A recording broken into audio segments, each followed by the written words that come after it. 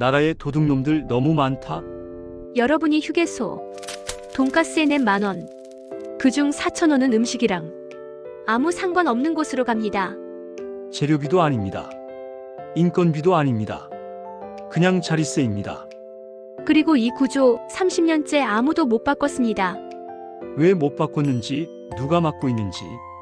오늘 전부 보여드리겠습니다. 어차피 여기밖에 없으니까. 여러분, 솔직히 말해봅시다. 명절 고속도로를 달리다 배가 고파 휴게소에 들어섰을 때 메뉴판을 보는 순간 여러분의 머릿속에 스치는 생각이 있습니다. 비싸네. 맛도 없겠지. 근데 어쩔 수 없잖아. 그리고 여러분은 그냥 지갑을 엽니다. 이 어쩔 수 없잖아라는 체념. 바로 이 체념이 오늘 이 모든 문제의 핵심입니다. 생각해 보십시오. 우리가 동네 식당에서 9,000원짜리 김치찌개가 맛이 없으면 어떻게 합니까? 다음엔 안 갑니다. 리뷰를 씁니다. 옆 골목 식당으로 발길을 돌립니다. 그 식당은 결국 망하거나 맛을 개선하거나 둘 중 하나를 선택해야 합니다. 그런데 고속도로 휴게소에선 맛이 없어도 갑니다. 비싸도 갑니다. 왜냐면 달리 선택지가 없으니까. 배가 고프면 그 휴게소에서 사 먹거나 굶거나 둘 중 하나입니다. 이 구조에서 상인이 굳이 맛있는 음식을 만들 이유가 있을까요? 없습니다. 맛있게 만들어도 손님이 오고 맛없게 만들어도 손님이 옵니다. 경쟁이 없는 시장에서 품질을 올리려는 동기는 존재하지 않습니다.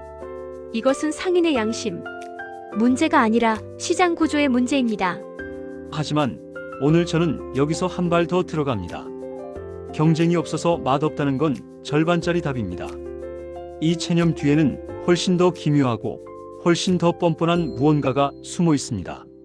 오늘 끝까지 함께 하시면 다음에 휴게소 돈가스를 드실 때 절대 예전과 같은 눈으로 보지 못하실 겁니다. 많은 분들이 이렇게 생각합니다. 휴게소 사장들이 욕심을 부리는 거잖아. 독점이라고 해서 마음대로 가격 올리는 거잖아. 충분히 이해합니다. 당연히 드는 생각입니다. 저도 처음엔 그렇게 생각했습니다. 그런데 실제로 그 휴게소 식당 안에 들어가서 일하는 분들의 이야기를 들어보면 전혀 다른 세상이 펼쳐집니다. 상상해 보십시오. 여러분이 작은 식당을 운영합니다. 매달 음식을 팔아 1,000만 원의 매출을 올렸습니다. 그런데 그 자리에 앉아 있는 것 자체의 대가로 400만 원을 내야 합니다. 자리세입니다. 이제 남은 600만 원으로 재료도 사고 직원도 고용하고 전기세도 내야 합니다. 이 상황에서 여러분은 한우를 쓰겠습니까? 수입산을 쓰겠습니까? 신선한 채소를 매일 구입하겠습니까? 냉동 식자재를 쓰겠습니까? 선택지가 없습니다. 살아남으려면 원가를 줄여야 합니다. 무언가를 줄이면 맛이 떨어집니다. 맛이 떨어지면 가격이라도 올려야 마진이 남습니다. 이것이 욕심입니까? 아니면 생존입니까? 다단계란 먹이사슬 때문에 누가 누구에게 돈을 바치나? 이 구조를 한번 그림으로 그려보겠습니다. 아주 단순합니다. 제일 꼭대기에 한국도로공사가 있습니다. 고속도로와 휴게소 땅의 주인입니다. 그 아래에 민간 운영업체들이 있습니다. 도로공사로부터 운영권을 따낸 회사들입니다. 그리고 그 아래에 우리가 실제로 돈가스를 사먹는 식당과 매점의 상인들이 있습니다. 돈은 아래에서 위로 흐릅니다. 우리 소비자가 상인에게 돈을 냅니다. 상인은 그 돈의 상당 부분을 운영업체에 수수료로 올려줍니다. 운영업체는 또 그 일부를 도로공사에 납부합니다. 이 먹이사슬에 어디에서 가장 많이 뜯겨나갈까요? 상인이 운영업체에 내는 구간입니다. 이 한 단계에서 입이 딱 벌어지는 일이 벌어집니다. 매출의 절반 가까이가 음식과 아무 관계 없는 곳으로 빠져나갑니다. 운영업체가 상인에게 부과하는 수수료. 이게 어느 정도냐면 여러분이 1,000원짜리 돈가스를 팔면 400원 이상이 운영업체에 넘어가는 수준입니다. 상인은 나머지 600원으로 재료도 사고 사람도 고용하고 그릇도 씻어야 합니다. 이 600원으로 맛있는 음식을 만들라는 건 구조적으로 불가능해 가까운 요구입니다. 뻔뻔함의 정수, 이권 카르텔. 50년을 바꾸지 못한 이유. 여기서 한 가지 의문이 듭니다. 이 문제, 어제 오늘 얘기가 아닙니다. 수십 년 전부터 언론에서 다뤘고 국회에서 지적했고 소비자들이 분통을 터뜨렸습니다. 그런데 왜 아무것도 바뀌지 않았을까요? 답은 간단합니다. 이 구조를 바꾸지 않는 것이 누군가에게 매우 유리하기 때문입니다. 그 누군가가 바꿀 힘을 가진 사람들과 매우 가깝기 때문입니다. 그리고 그 관계가 너무나 오래됐기 때문입니다. 고속도로를 관리하는 도로공사 직원들이 퇴직 후 어디로 갈 것 같습니까? 맞습니다. 고속도로 휴게소를 운영하는 회사들입니다. 자신이 수십 년간 일했던 바로 그 시스템을 벗어나 그 시스템으로부터 수익을 얻는 위치로 넘어가는 겁니다. 그리고 이 퇴직자 네트워크는 매우 조직적이고 견고합니다. 그들이 운영하는 회사는 수천억 원대 매출을 올립니다. 그리고 그 수익의 일부는 퇴직자 모임으로 흘러들어갑니다. 회사가 적자를 내는 해에도요. 적자인데 배당을 받습니다. 이게 어떻게 가능한 일일까요? 가능합니다. 그들이 만든 구조 안에서는 적자가 나도 배당은 따박따박. 그 돈은 어디서 옵니까? 우리 호주머니에서입니다. 새로운 업체는 왜 못 들어오나? 자, 그렇다면 새로운 업체들이 들어와서 경쟁을 만들면 되지 않겠냐고 생각하실 수 있습니다. 합리적인 생각입니다. 경쟁이 생기면 가격도 내려가고 품질도 올라갑니다. 그런데 현실은 그렇게 작동하지 않습니다. 이 시장은 사실상 진입이 막혀 있습니다. 전국 고속도로, 휴게소의 3분의 1 이상이 단 5개 기업의 손에 쥐어져 있습니다. 최근 수년간 새로 진입한 신규 업체는 거의 없습니다. 아무도 못 들어옵니다. 왜일까요? 운영권을 따내려면 결국 도로공사와의 입찰 경쟁에서 이겨야 하는데 그 입찰에서 유리한 건 도로공사 출신 인사를 보유한 업체들입니다. 인맥과 정보와 신뢰라는 무형의 자산이 이 시장의 진입 장벽입니다. 이것이 시장입니까? 아니면 클럽입니까? 클럽입니다. 회원제 클럽. 특정 사람들만 들어올 수 있는. 그리고 이 클럽 안에서 이익을 나눠 먹는 동안 바깥에서 소비자들은 선택지도 없이 비싸고 맛없는 음식을 먹고 있는 겁니다. 30년이 넘도록 국정감사에서 문제 제기되었습니다. 이 문제가 얼마나 오래됐는지 실감이 안 되실 수도 있습니다. 한 가지 사실을 말씀드리겠습니다. 이 문제는 1990년대 초반부터 이미 국회 국정감사에서 지적됐습니다. 그 이후 거의 매년 국정감사 시즌만 되면 고속도로, 휴게소 문제가 도마에 올랐습니다. 30년이 넘습니다. 30년 동안 수십 명의 국회의원이 문제를 제기했습니다. 수십 번에 개선하겠다는 답변이 나왔습니다. 법안도 몇 차례 발의됐습니다. 그리고 결과는요? 아직도 여러분은 휴게소에서 맛없는 돈가스를 9,000원에 먹고 있습니다.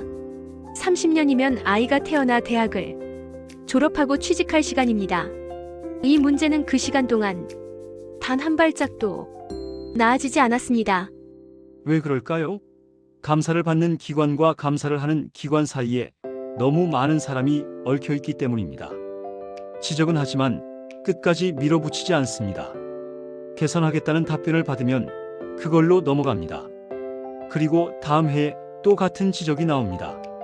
이것이 감사입니까? 아니면 퍼포먼스입니까? 상인도 피해자, 우리도 피해자입니다. 맛없음은 게으름이 상인들의 잘못이 아닙니다. 자, 이제 시선을 바꿔보겠습니다. 이번엔 그 식당 안에서 일하는 상인의 입장으로 들어가 봅시다. 여러분이 오늘 아침 새벽 4시에 일어나 휴게소 식당을 열었다고 상상하십시오. 장거리 트럭 기사들이 들어오기 전에 국물을 끓이고 재료를 손질하고 주방을 달굽니다. 손님이 들어오면 서두릅니다. 점심 피크 시간에는 숨 돌릴 틈도 없이 음식을 냅니다. 그렇게 하루 종일 일했습니다. 발이 붓고 허리가 아프고 손은 거칩니다. 그런데 이달 말에 내야 할 수수료를 계산해보면 그 고생의 대가가 최저임금 수준에도 미치지 못하는 경우가 수두룩합니다. 그 사람이 게을러서 맛없는 음식을 내놓는 겁니까? 아니면 이 구조가 그를 그렇게 만드는 겁니까? 새벽부터 밤까지 일하면서도 좋은 재료 한 번 마음 놓고 써보지 못하는 상인. 더 맛있는 메뉴를 개발하고 싶어도 수수료 압박에 엄두도 못 내는 상인. 이 사람들은 욕심쟁이가 아닙니다. 이 구조의 가장 아래에서 가장 많이 짓눌리고 있는 피해자입니다. 그리고 우리 소비자는 그 피해의 최종 목적지입니다. 상인이 좋은 재료를 못 쓰면 결국 우리가 맛없는 음식을 먹습니다. 구조의 왜곡은 결국 소비자에게 전가됩니다. 항상 이제는 소비자들이 발로 저항하기 시작했다. 흥미로운 현상이 생겼습니다. 최근 들어 특히 젊은 세대를 중심으로 소비자들이 새로운 방식으로 반응하기 시작했습니다. 휴게소에 들어갑니다. 화장실을 씁니다. 잠깐 쉽니다. 그리고 나옵니다. 아무것도 사지 않습니다. 먹지 않습니다. 여기서 돈을 쓸 가치가 없다는 판단을 한 겁니다. 이것이 무기력한 체념처럼 보일 수도 있습니다. 그런데 저는 이걸 다르게 해석합니다. 이것은 소비자들이 마침내 나는 이 구조에 동의하지 않는다고 발로 말하기 시작한 겁니다. 지갑을 닫는 것도 저항입니다. 소비자의 침묵이 구조를 살아남게 해왔다면 소비자의 외면이 이 구조를 흔들 수 있습니다. 물론 이 과정에서 또 가장 직접적인 피해를 입는 건 상인입니다. 소비자가 외면할수록 매출이 줄어드는데 내야 할 수수료는 그대로니까요. 구조를 만든 사람들은 흔들리지 않고 구조의 가장 아래에 있는 상인이 먼저 무너집니다. 이것이 이먹이 사슬의 가장 잔인한 작동 방식입니다. 해외는 달랐다. 일본 서비스 에어리어 가고 싶어서 찾아가는 고속도로 휴게소. 잠깐 다른 나라로 가보겠습니다. 저는 일본 여행을 다녀온 분들한테 종종 이런 말을 듣습니다. 고속도로 휴게소에서 밥 먹었는데 진짜 맛있었어요. 일본 고속도로 SA 서비스 에어리어입니다. 이곳은 어쩔 수 없이 들르는 곳이 아닙니다. 일부 SA는 그 지역 특산 음식을 맛볼 수 있는 유일한 장소로 알려져 있어서 사람들이 일부러 그 SA를 목적지로 삼아 드라이브를 떠납니다. 휴게소를 가기 위해 고속도로를 타는 겁니다. 어떻게 이게 가능할까요? 이유는 명확합니다. 일본 SA에서는 각 지역의 특산물을 활용한 한정 메뉴 개발이 적극적으로 장려됩니다. 상인들이 창의적인 메뉴를 개발하면 박수를 받습니다. 잘 팔리는 메뉴를 만들면 다음 계약에서 유리합니다. 경쟁이 있고 동기가 있습니다. 한국 휴게소 상인들은 왜 창의적인 메뉴를 개발하지 않을까요? 답은 앞서 이미 드렸습니다. 수수료를 내고 나면 남는 게 없으니 새로운 시도에 투자할 여력이 없습니다. 설령 좋은 메뉴를 개발해도 그게 더 많이 팔리면 수수료도 더 많이 나갑니다. 열심히 할수록 더 많이 뜯기는 구조에서 누가 열심히 하겠습니까? 경쟁이 있으면 소비자가 이긴다. 독일을 보겠습니다. 독일 아우토반 고속도로 인근에는 AUTOHOF라고 불리는 복합 휴게 시설들이 있습니다.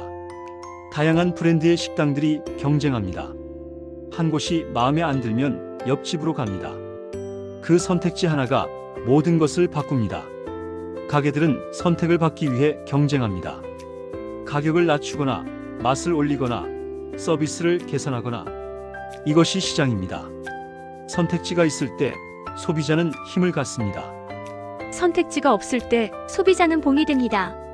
선택지가 없는 소비자는 봉입니다. 경쟁이 없는 시장에서 상인은 노예입니다. 그 구조를 만들고 수수료를 걷어가는 업체들만 왕입니다. 변화의 기미가 보이지만 그러나 조심해야 할 것. 2025년 들어서 이 문제에 드디어 변화의 기미가 보이고 있습니다. 대통령실이 직접 나서서 휴게소 운영 구조를 근본적으로 바꾸겠다고 했습니다. 언론도 다시 주목하기 시작했습니다. 솔직히 말씀드리겠습니다. 반갑습니다. 당연히 반갑습니다. 하지만 저는 지금 한 가지 질문을 멈출 수가 없습니다. 우리 이 말 전에도 들어본 적 있지 않습니까? 개선하겠습니다. 구조를 바꾸겠습니다. 소비자를 위해 노력하겠습니다. 30년 동안 이 말을 수십 번 들었습니다. 그때마다 국정감사장은 잠시 떠들썩했고 언론은 며칠 관심을 가졌고 그리고 아무것도 바뀌지 않았습니다. 왜 바뀌지 않았냐고요? 이 구조를 유지하는 것이 특정 사람들에게 너무나 이익이 되기 때문입니다. 그리고 그 특정 사람들은 이 구조를 바꾸는 결정을 내리는 사람들과 매우 가깝습니다. 이 고리가 끊어지지 않으면 어떤 선언도 공허합니다. 진짜 변화는 선언이 아니라 행동으로 증명됩니다. 1년 후, 2년 후에 실제로 달라졌는지 확인하는 것. 그것이 우리의 역할입니다. 이번에는 다를 수 있습니다. 다르기를 바랍니다. 하지만 그 변화가 실제로 일어나도록 감시하는 것, 잊지 않는 것, 계속 요구하는 것. 그것은 우리 소비자들의 몫입니다. 우리가 할 수 있는 것, 체념을 버리는 것부터입니다. 자, 이제 실질적인 이야기를 하겠습니다. 구조가 잘못됐다는 걸 아는 것에서 끝나면 오늘 이 영상은 그냥 불만 영상에 불과합니다. 가장 먼저 해야 할 일은 체념을 버리는 것입니다. 어차피 안 바뀌겠지라는 생각, 나 혼자 뭘 한다고 바뀌겠어라는 생각. 그 체념이 바로 이 구조를 30년 동안 살아남게 한 연료입니다. 정치인들이 무서워하는 게 뭔지 아십니까? 여론입니다. 관심입니다. 사람들이 기억하고 묻고 요구하는 것입니다. 이 문제가 선거 때마다 거론되는 이슈가 된다면 그때는 진짜 바뀝니다. 이해관계보다 표가 더 무섭거든요. 지금 당장 할 수 있는 세 가지. 첫째, 신고하십시오. 한국도로공사 고객센터나 앱을 통해 가격 불만, 품질 불만을 남기십시오. 하나하나가 기록으로 쌓입니다. 기록은 근거가 됩니다. 근거는 압박이 됩니다. 둘째, 물어보십시오. 여러분 지역 국회의원에게 고속도로, 휴게소 수수료 구조 개선을 언제 할 것이냐고 물어보십시오. 단체로, 지속적으로. 셋째, 이 영상을 공유해 주십시오. 한 명이 알면 한 명의 분노입니다. 100만 명이 알면 사회적 압력이 됩니다. 사회적 압력은 어떤 카르텔도 버티기 어렵습니다. 우리의 무관심이 이 구조의 가장 강력한 동력이었습니다. 우리의 관심이 이 구조를 깰 수 있는 가장 강력한 무기입니다. 진짜 도둑놈의 이름. 오늘 우리는 함께 이 구조를 들여다봤습니다. 수수료라는 이름의 착취, 퇴직자 네트워크라는 이름의 카르텔, 30년 국정감사라는 이름의 퍼포먼스, 그리고 어쩔 수 없잖아라는 이름의 체념. 제목에 도둑놈들이라는 강한 단어를 썼습니다. 오늘 이야기를 들으신 여러분은 이제 그 도둑놈이 누구인지 알 것입니다. 특정한 사람이 아닙니다. 이 구조를 30년 동안 유지해온 집단적 이해관계, 바꿀 힘이 있으면서 바꾸지 않은 사람들, 소비자의 체념을 당연하게 여긴 구조 전체. 그것이 진짜 도둑놈입니다. 우리는 얼마나 더 뜯길 겁니까? 저는 오늘 절망을 이야기하러 온 것이 아닙니다. 화를 제대로 낼 곳을 알려드리러 왔습니다. 이 구조가 잘못됐다는 것을 아는 것이 첫 번째입니다. 그것이 바뀌어야 한다고 소리내는 것이 두 번째입니다. 그리고 그 변화가 실제로 일어났는지 끝까지 감시하는 것이 세 번째입니다. 여러분이 다음번 휴게소에 들어서는 순간 저는 여러분이 그 메뉴판을 보며 이렇게 생각하시길 바랍니다. 이 가격 뒤에 무엇이 있는지 나는 알고 있다.